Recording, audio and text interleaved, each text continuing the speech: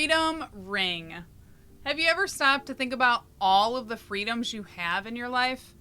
Many of which we often take for granted and even overlook. Because each day we have the freedom over our choices and decisions. And this freedom is a beautiful gift. But with that freedom also comes the consequences of the choices we make.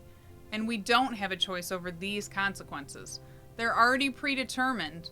For example, we can choose if we're going to touch a hot stove, but we don't get to choose the consequence that follows, which is getting burnt. It's a natural consequence of our choice.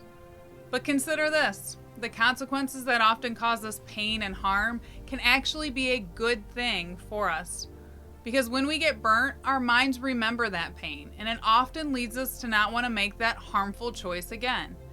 If we didn't have that painful consequence, we may choose to get hurt over and over again, or even to leave our hand on the hot burner long enough to cause more damage to ourselves.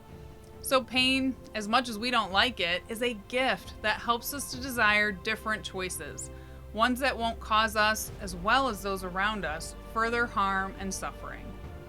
I also like to remember that our decisions start out as our choice, but depending on what we choose, this freedom of choice can diminish, and we may find ourselves feeling trapped and no longer feeling like we have a choice over our own lives.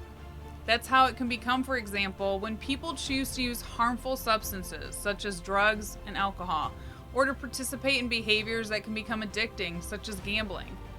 At first, you're choosing to use that substance or participate in that behavior, but eventually, many find that the freedom to choose gets removed, and now they feel like they have to use this substance just to feel normal again, because without it, they feel pain. That's the trap of addiction people can suddenly find themselves in, and one that in order to be set free from, they will need to surrender to and reach out for help. But remember, we all need help in this life of ours in one way or another, and there should be no shame in admitting you need help and reaching out your hand for it. This is actually a sign of strength, and one that we should encourage ourselves and others to do. Because freedom is possible and something everyone should desire. Now that's something to think about, and here's something to smile about. Thanks for joining me today.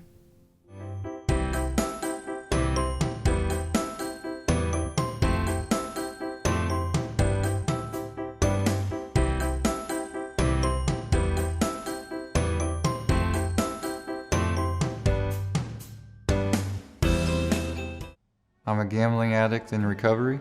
I'm a United States Army veteran. Did one tour in Iraq and 2 in Afghanistan. I didn't realize I had a gambling problem until I started stealing things, hiding things from friends and family. I told my VA counselor about my gambling problem, and she gave me the gambling helpline. If you feel like you need help, definitely call the gambling helpline.